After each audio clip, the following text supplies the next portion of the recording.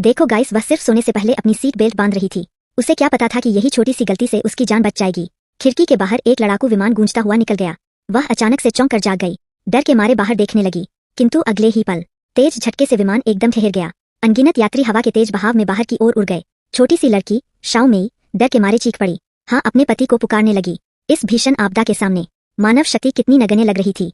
दोनों एक पल में अलग हो गए। सौभाग्य से वह ऊपर से नीचे नहीं गिरी, बल्कि विमान के सबसे मजबूत ढांचे के बीच में फंस गई। उसने तुड़े मुड़े विमान की छत को कसकर पकड़ रखा था और फिर से विमान में चढ़ने की कोशिश करने लगी, लेकिन उस भीषण हवा के सामने एक कमजोर लड़की का कोई जोर नहीं चल पा रहा था। तभी अचानक विमान ने मोड़ लिया, हवा की दिशा बदली और वह वापस विमान में ढकेल दी गई और बगल की सीट में अटक गई। लड़की का दिमाग तेजी से सोचने लगा, कोई उपाय ढूंढने लगी जिससे जान बच सके। शायद एड्रेनालिन के कारण उसकी सोच बदली और उसने सच में एक अच्छा तरीका सोच निकाला। वह अपनी आंखें बंद करके सीट पर लेट गई और अपनी पहचान पत्र को कसकर पकड़ लिया, ताकि बचाव दल जब उसे पाए तो मृतकों की पहचान करने में आसानी हो और उन्हें अधिक परेशानी न हो। शायद उसके इस नेक इरादे से भगवान भी पिघल गए। जब वह फिर से जागी तो खुद को एक घने जंगल में पाया। चारों ओर सन्नाटा था। वह उठना चाहती थी, लेकिन उसके पैर में तेज दर्द हुआ। एक लोहे की रॉड सीधे उसकी जांघ में घुस गई थी।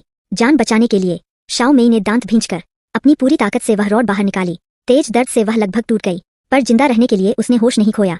अपना कपड़ा फाड़कर जख्म पर पट्टी बांधी। कुछ मिनटों में दर्द थोड़ा कम हुआ। वह धीरे से खड़ी हुई और पीछे मुड़कर जोर से चिल्लाई, अपने पति की आवाज सुनने की आस में। लेकिन विमान में भयानक सन्नाटा था। शाओ मेई ने साहस जुटाया और पीछे मुड़ी तो देखा कि विमान पहले ही हवा में टूट चुका था। उसके पति वाला पिछला हिस्सा गायब था। अब उसके साथ केवल एक मृत यात्री की लाश थी, जिससे डर का भयानक एहसास